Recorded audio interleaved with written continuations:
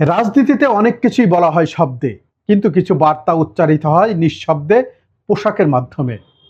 বাংলাদেশের রাজনীতিতে তারেক রহমানকে দীর্ঘদিন ধরে একটি নির্দিষ্ট রঙের শার্টেই বেশি দেখা গেছে, আর সেটি হলো সাদা রঙের শার্ট।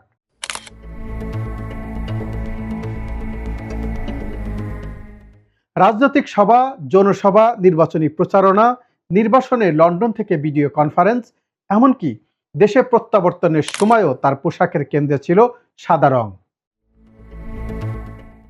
রাজনীতিবিদদের পোশাকের এই ধরনের ধারাবাহিকতা সাধারণত কাকতালীয় হয় না, বরং এর মাধ্যমে একটি রাজনৈতিক ইমেজ নির্মাণ হয়।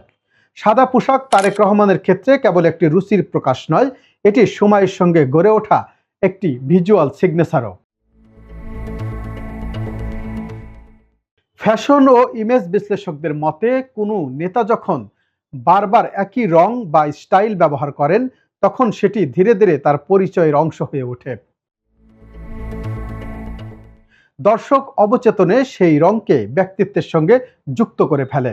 তারেক রহমানের সাদা পোশাক সেই কাজটি করছে।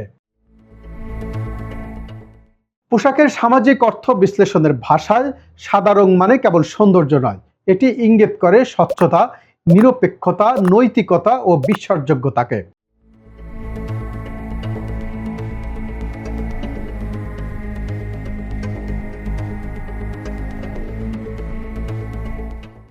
মনোবিজ্ঞানের ধারণা অনুযায়ী মানুষ যে পোশাক পরে তা তার আচরণ ও মানসিক অবস্থাকেও প্রভাবিত করে। সাদা রঙকে যেহেতু পরিচ্ছন্নতা ও বিশ্বাসযোগ্যতার সঙ্গে যুক্ত করা হয়, ফলে সাদা পোশাক শুধু দর্শকের কাছে নয়, নেতার নিজের ভিতরেও দায়িত্বশীলতা ও সংযমের অনুভূতি তৈরি করতে পারে।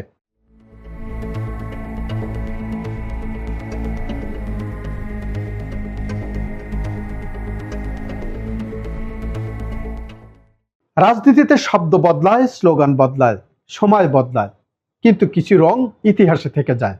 মানুষ অবচেতনে সেই রংকে ধারণ করে এবং মনে রাখে।